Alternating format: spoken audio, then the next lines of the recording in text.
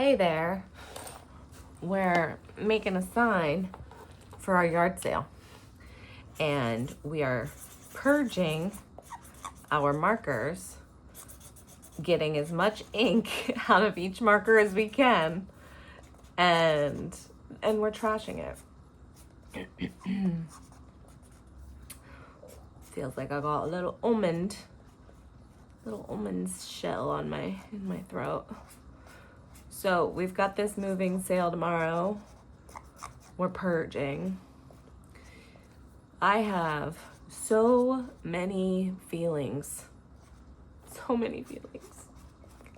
I could cry, I could scream, I could laugh, I could have so much glee. This is so exciting. I'm so excited to go back home to my family.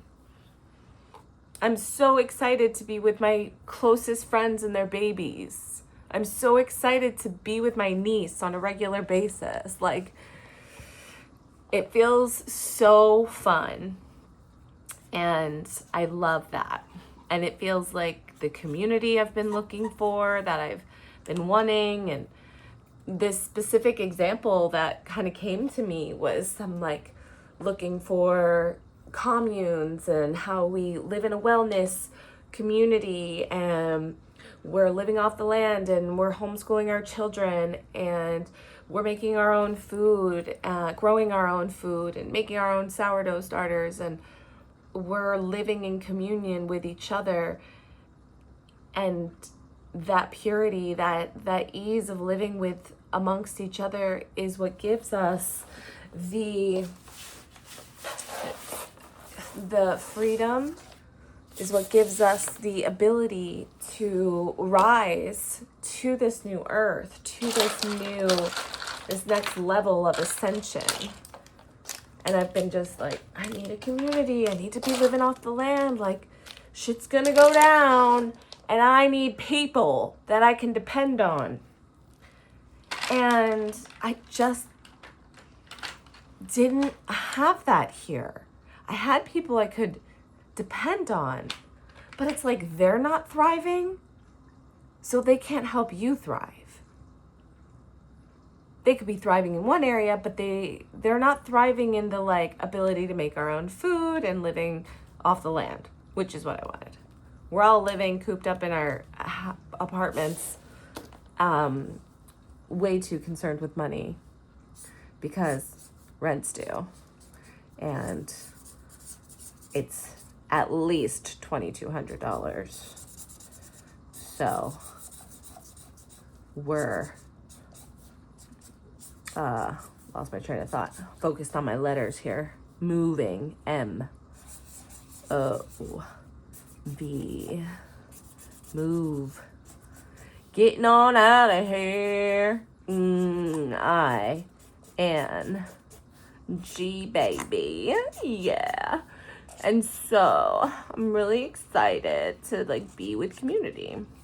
And also it's like, because I'm having so many feelings, I'm needing to remind myself to do the breath work, to sit, to do a little hape, to smoke a little Mary Jane, because my nervous system needs all hands on deck. And you can tell when I get my hands on some food, I am ravenous, and it's amazing and delicious. Like, I just had like a salami, prosciutto on mayonnaise, toasted, what's that guy? Dave's, bread with little ghee on it and some mustard and 2 fried eggs. It was fucking good. And a little side of guacamole. Side of guacamole, of course. I'm still in LA. It's probably the last time. It's not gonna be the last time. But where like avocado is with every meal. You know, that's a thing we get here in LA. Even though it costs $4 extra, we do it. We do it because it's available. Because I don't know if that's going to be available in Pennsylvania. And I do see this as like a summer visit. I want to travel. I want to really build my online community. Hey guys, you guys, I want to teach you things. I want to show you things. I want you to get in my workshops and my courses, and I want you to work with me, come visit me when I'm in person, and I want to travel and come see everybody all over the world. And we just get to help each other regulate our nervous systems and feel calm and peace in our hearts and our bodies and in our minds, even when shit has gone crazy, like your dad just died and you decided to pack up your entire life of 13 years and drive across the country and sell everything and leave an entire life that you built, leave your full-time client list that you have, and just drop everything. And it is like a fuck yes, like no preparation, no money saved, nothing, like just go. And this is what usually happens with me. And it's probably Source being like, we were nudging you, we were telling you, we were like tapping you on the shoulder, and then we were like whacking you with the 2x4, and you still were just like in denial that like home was not the answer. I was like, I can't go home. I can't go home. What if I go back to the person that I was when I left? And then it's like, I had someone the other day that was like, Ashley, it's embodied. That's not something you lose. It's going to be practice. I'm going to probably have to count on all my tools. All the tools. And really practice the art of taking responsibility and responding with a sense of calm. But I do. I'm pretty good. I'm pretty calm. Right now, don't fuck with me. I would not be calm. I would fucking lose it. And then I'd cry. Because it'd be so sad and it would just be such a big feeling. And I have so many big feelings right now. So many big feelings. So many. Because today is my stepdad's birthday. Stepdad that married my mom when he was 26. And she already had me. And I was 4. They got married. And so he died 12 years ago, April of 2014, a few months after I moved here, July of 2013. July, August, September, October, November, December, January, February, March, April. So 9 months into me living here, he died at the age of 50. I was like, damn, he's young. And then I was like, damn, how old was he when he married my mom? He picked up my single mom with a baby? Fuck yeah, that's a good man. I said that in another video, and I mean it. That is a good man. He did not have to do that, and he did. Because he didn't even like kids. That may be true. Yeah. And because we would go on like Disney trips and mom would have to do it by herself. It's tough. Real tough. 2 girls bickering back and forth. Mom had to do it all by herself because he did not like to go on trips, kids trips. We would go to Martha's Vineyard. We could go out to dinner. But he did not want to go to Disney World. That was very hard on my mama. Because I remember her crying her sweet little eyes out. Because she was just so frustrated. Now I'm going to cry thinking about my sad mama. It's also tragic. Everybody's so sad. I think that's what hurts the most is everybody's just suffering. And I just don't want anybody to suffer anymore. I don't want anybody to suffer. And so I'm turning my suffering into service. I swear it, I'm turning my suffering into service. I have suffered my own wounds and my parents. And I am just done suffering. That line, we inherit the sins of our parents. Not only their sins do we inherit their vibration, their essence, everything that all their suffering. We inherit all of their trauma. It's so heavy. And you don't know the difference because it was the environment that you were created in. A fish doesn't know it's swimming in water. It's just in this energy. You don't realize the density of everything our parents experienced and their parents and our great-grandparents and our ancestors. Their trauma is so deeply embedded in us.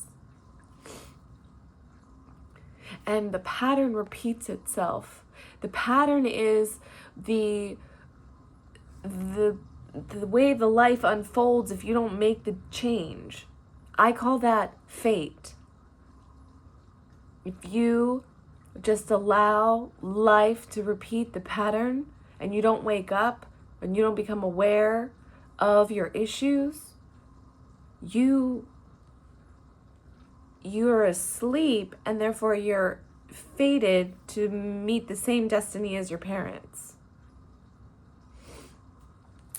The destiny is when you wake up to the problem, and when you wake up to the problem, then you get to change it.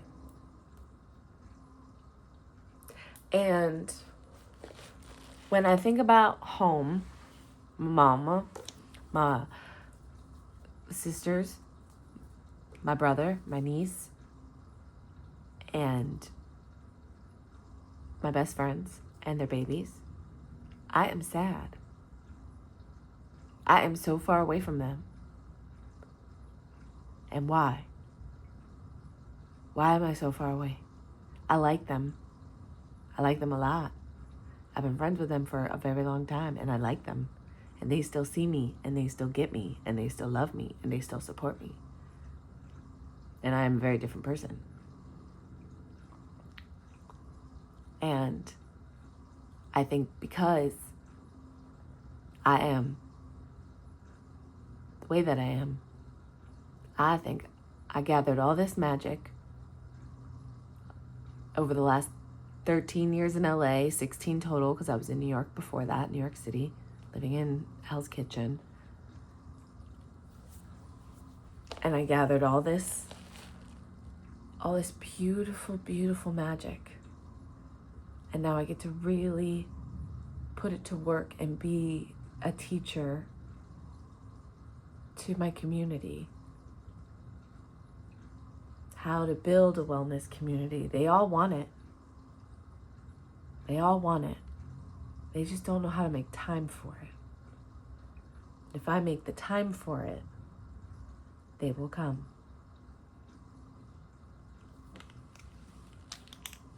So, we are creating magic. This is magic. It's painful because I still have to grieve my daddy. Gotta love that man. And thank you. He slingshotted this whole fucking thing. If daddy didn't die, I would still be in LA. I wasn't gonna go home. I said to my clients, I would have stayed here forever. But I'm hurting.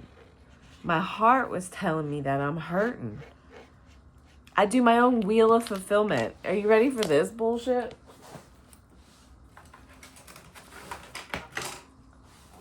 This is how much I'm fucking lying to myself. This is my wheel of fulfillment that I created. And guess what is down at a 3?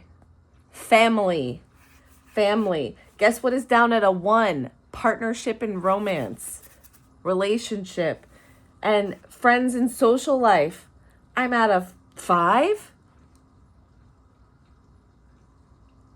Because I am under so much, not like the way we say I'm under pressure.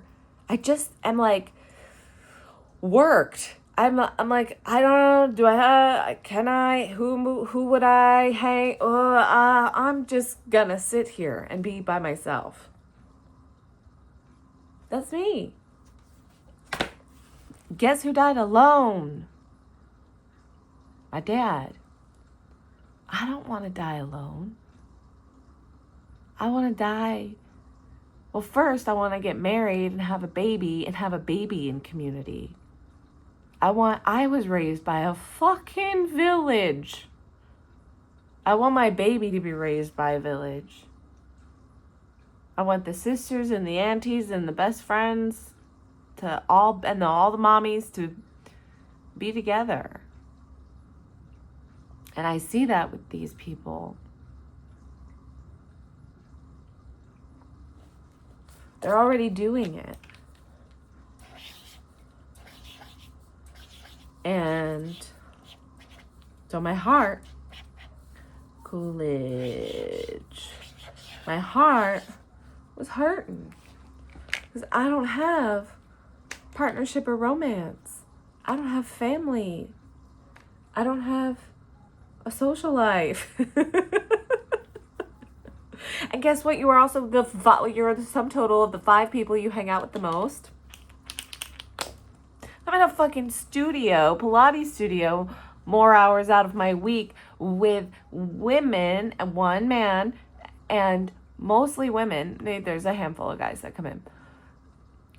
Everyone's over the age of 50. I'm 39. I'm hanging out with boomers. Well, the 50s or what are they, Gen X's? And then boomers, right? 60s and 70s. And I have some in their 80s. It's similar to the bartending thing. It's like I was doing spin class and yoga, and then I'd go to the bar and I'd be like, rah, this feels crazy, like such a contrast. Now I like meditate and do hypnosis and work my body every day. I'm still flexible, and they're like, oh, show off. I'm like, this is what happens when you don't stop moving. I hate being called a show off. I don't hate it. I'm just like, that's your insecurity. Not mine. I'm moving because I can. I'm moving and you should. I'm moving to inspire you to move. We should all be moving more. And they've got views on the world that I don't agree with. And they just want to complain about their unhappy marriages and what is streaming on television. I don't want to talk about it. I haven't turned my TV on since Easter. It is June 12th. Easter was in April. I'm an actor that doesn't watch TV. TV raised me. I know how to fucking act. I also went to a bajillion schools and studied with a ton of teachers. Really, really great teachers. I studied with the best. And never got a show. I just am like, this fucking system's rigged. Then you look in to if it's rigged, how's it rigged? It's rigged with corruption. Corruption and greed. And that's fine. That is not for me.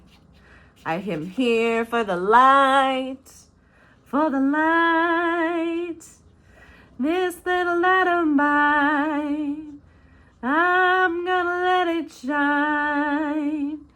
This little light of mine. I'm gonna let it shine. This little light of mine. I'm gonna let it shine. Let it shine, let it shine, let it shine. Thank you to Blue for that drop-in. She was signing it the other day. She's losing her hearing, so she's been learning ASL and she's practicing it. She's doing a very good job. I was told when I was a young girl to practice ASL because I might go deaf. I used to have sign language in books, and I have, my mom has a cousin who's deaf. Dead daughter. Drove herself into a wall. Oh my gosh. Car accident. Same with my uncle's daughter. So they're technically related. My uncle and Kathy. They're cousins. Who are they cousins by? By Uncle Scott? That is so interesting. And they both lost daughters to single vehicle accidents, single person car accidents, where everybody just wonders for the rest of their existence what the hell went on in that car before you ran it into that wall or that tree. Crazy. See? This is the environment that I was brought up in, like not even knowing it.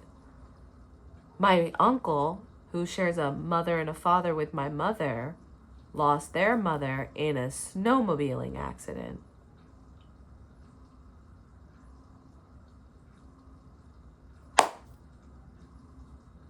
Single person on her snowmobile. There's a low-hanging wire. You figure out what happened.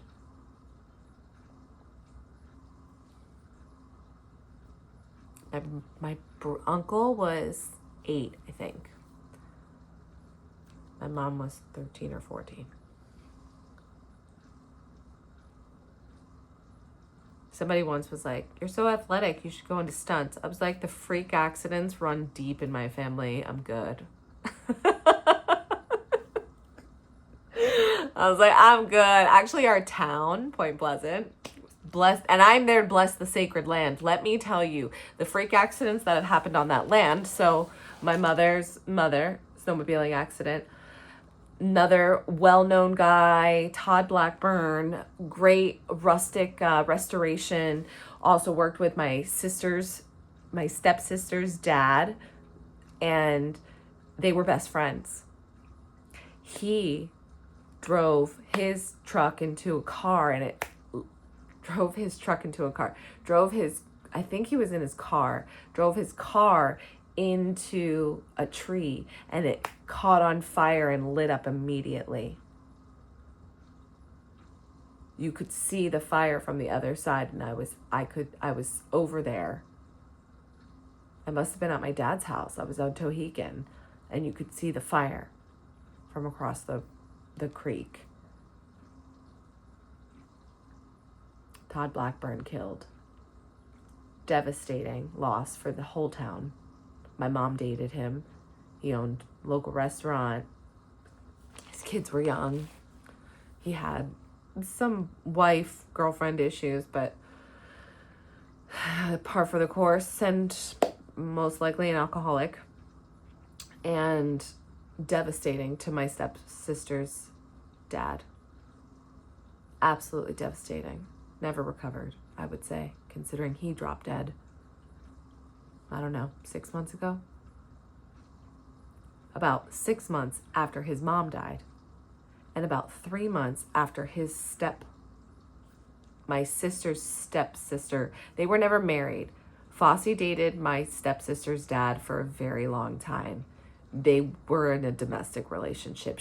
I remember Fosse from the time I met Lydia so that like 10, 11. I was 10, 11. And I remember Fossey until I was 18, till I moved away.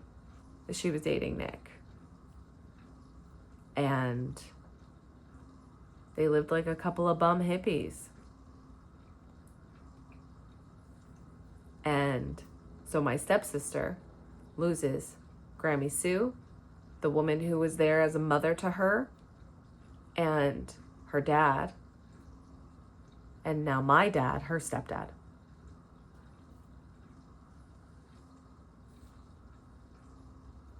When I moved here, the first 9 months, my dad died, 2014. Then my pop-up died, 2014. Like a month later, 6 weeks later, lost my grandfather. Joni, who was like a mother to my mother because her mother was killed in that snowmobiling accident. My grandmother, who I loved and adored, didn't leave me anything. I got a dresser. Left it. From my understanding, everybody else, me and Carmen, were the only two that didn't get anything. My brother got like a golf trip and maybe some money to put down on something, a payment of some sort. My dad got some, aunt and uncle, and maybe their children, I don't know. Nobody was building wealth for me. I've never been given any money through inheritance. I have 2 really amazing girlfriends who have both paid for amazing trips for us to travel across the country, or around the country. We've been, or to other countries, perhaps is what I'm trying to say. And have spotted me money, and I still owe one money, but she was like, when we're old and gray, you can pay me back. And I was like, all right, because we were besties. And maybe that I'm back on the East Coast, I can reconnect. So money, inheritance. Oh, okay. So then grandma dies, who I was very close with, just verbally. And then my dad flipped out on her right before she died and called her, said he hated her. And then she had some sort of remark in her last words that were spoken at her memorial. And apparently they weren't good. I don't remember them. And we lost my cousin, the one who got in a single car accident running, I think it's a tree, I'm not sure. Crazy thing about that, she gets medevaced from the road in the car accident she was in to a roof at a hospital that my best friend's husband is on, because he works in the towers when make sure the electric's on. A lineman, they call him, high risk job, chasing storms, going out there, making sure everybody's got power. Beautiful, what a hero. And it's the hospital that Abby's mom, my aunt, works at. She works at daycare at the hospital.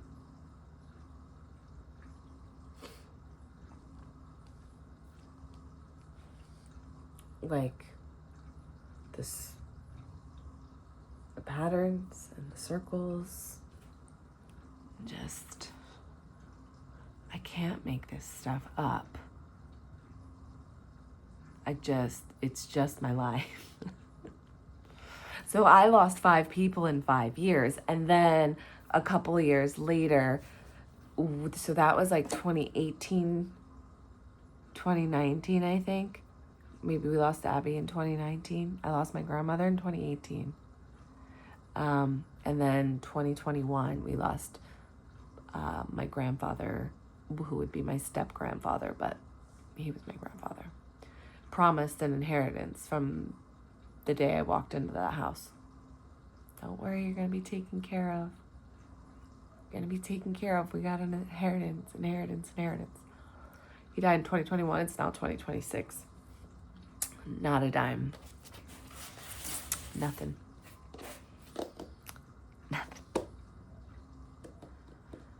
So, I've been grinding and I wasn't taught how to build wealth. And if I'm not working, I'm not getting paid. If I'm not actively working. So, what we want to create is a beautiful, beautiful community of people that I get to serve and that I get to guide and support and to encourage and to inspire everybody, the human in you, to know that all the shit is shitting, and sometimes you're just gonna get your head shoved into shit more and more and more and more. And you're gonna cry, and you're gonna fuck up. And it's gonna be challenging. And that's the only way you get stronger. You don't get stronger just by, like, knowing. You don't get stronger just by going to the gym one day. It's consistency. You gotta practice the tools of enlightenment. And you gotta, and what does that mean? Practice the tools of enlightenment. Sounds like a parrot. You have to practice breathwork, movement, and stillness. Prana, you gotta breathe. And I just had a thought. I want henna on I want some henna, and my friend is offering me henna. So I'm looking forward to that gift. So, prana, breath, rhythmic movement, Pilates, strengthening, core stabilizing, glute activating, and hypnosis, meditation, trance, contemplation, TM, quantum physics, cast some spells, say some prayers, whatever you want to call it. We're all calling it different names, but no one is denying its existence.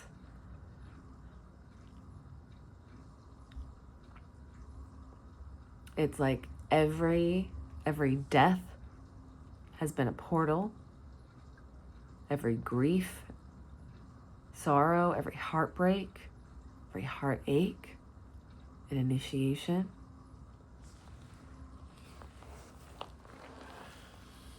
An initiation to know thyself and to heal. Like, the shit that I've been through, which one day you will find out, because I'm sure I'm going to write about it in a book someday, is really bizarre stuff. You wouldn't expect it, you wouldn't know it, but it's because it was in my field, it was in my signature, because it was a pattern that I didn't know or couldn't identify. Because it was so subconscious. Yet, I remember having interesting thoughts where one could say, oh, why would I be having those thoughts? And when you catch yourself having interesting thoughts and you're like, what is that? You're like, and you're kind of like ignoring it, or like, why is that? Look at it a little deeper. Like, oh, why would I have that thought? Why would that thought come up? Is there an insecurity happening here? What does this feel like? And that's what hypnosis is for. That's how I figured it out, really. because you go down to an event and you're like, well, why do I feel like this? I feel like this because I'm scared, and I feel like this because I'm not unhappy, and I feel like this because I feel unseen, and I feel like this because I feels like nobody likes me, and it feels like this because I'm not enough, and it feels like this because I don't deserve it. So it's deep work. Hypnosis is incredible. I want to give anyone who wants hypnosis. You deserve it. You get to free yourself from your bullshit or the bullshit. You know, you gotta get free, baby. Love you. Yeah, I always just want to hang up like that, but I don't know. We're making signs. I gotta get moving. We've been here for 35 minutes. Okay, ciao.